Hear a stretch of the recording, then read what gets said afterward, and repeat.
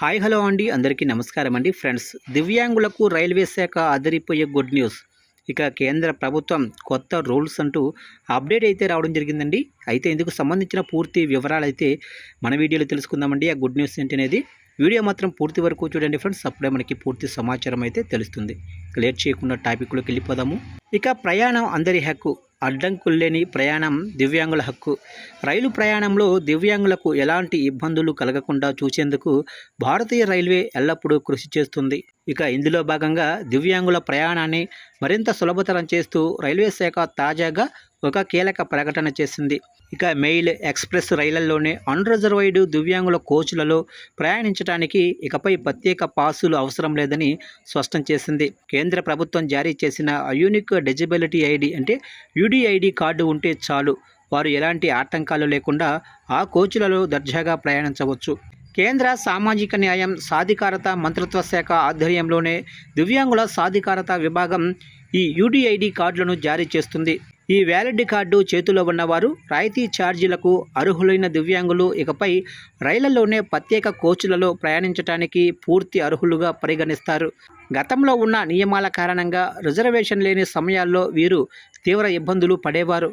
తాజా నిర్ణయంతో ఆ కష్టాలకు చెక్ పెడుతూ కేవలం యూడిఐడి కార్డును ఒక అధికారిక ప్రయాణ అనుమతి పత్రంగా రైల్వే శాఖ గుర్తించటం వారికి ఎంతో ఊరటనిచ్చే అంశం. ఇక రైళ్లలో దివ్యాంగుల కోసం ప్రత్యేకంగా కేటాయించిన second class luggage cum brake van, luggage cum second class luggage cum brake van కోచ్లలో వీరు ప్రయాణించవచ్చు. అయితే కేవలం కార్డు ఉన్నంత మాత్రాన ఉచితంగా ప్రయాణించడానికి అనుమతి ఉండదు. ప్రయాణికులు తప్పనిసరిగా తమ వెంట ఆ రైలుకు సంబంధించిన వ్యాలిడ్ అన్రిజర్వ్డ్ జనరల్ టికెట్ లేదా ప్రయాణ అనుమతి పత్రం కలిగి ఉండాలి.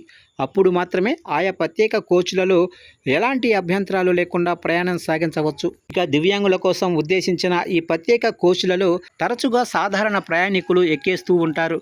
దీనివల్ల అసలైన లబ్ధిదారులకు సీట్లు దొరకక ఇబ్బందులు ఎదుర్కొంటున్నారు. ఈ సమస్యను తీవ్రంగా పరిగణించిన రైల్వే శాఖ కఠిన చర్యలకు ఉపక్రమించింది. ఆ ప్రత్యేక కోచ్లలో దివ్యాంగులు కాకుండా వేరెవరైనా అనధికారికంగా ప్రయాణిస్తే రైల్వే చట్టం 1989 నిబంధనల ప్రకారం వారిపై కఠిన చట్టపరమైన చర్యలు తీసుకుంటామని హెచ్చరించింది. ఈ మేరకు దేశవ్యాప్తంగా ఉన్న అన్ని జోనల్ రైల్వేలకు స్పష్టమైన మార్గదర్శకాలు జారీ చేసింది. ఇక ఈ యూడిఐడి కార్డుతో పాటు ఈ టికెటింగ్ ఫోటో ఐడెంటిటీ కార్డుగా పిలిచే దివ్యాంగజన్ కార్డు ద్వారా కూడా ప్రయాణికులు టికెట్ బుకింగ్లో రాయితీలు పొందవచ్చు. సరైన వైకల్య ధృవీకరణ పత్రాల ఆధారంగా ఈ కార్డులను మంజూరు చేస్తారు. కొన్ని నిర్దిష్ట విభాగాల్లో రాయితీల కోసం రైల్వే అధికారులు నేరుగా యూడిఐడి కార్డులనే ప్రామాణికంగా తీసుకుంటారు. ఈ కార్డుల కోసం కొత్తగా దరఖాస్తు చేసుకోవాలన్నా, గడువు ముగిసిన వాటిని పునరుద్ధరించుకోవాలన్నా భారతీయ రైల్వే లేదా కేంద్ర ప్రభుత్వ అధికారిక ఆన్లైన్ పోర్టల్స్ ద్వారా అత్యంత సులభంగా పూర్తి చేసుకోవచ్చు.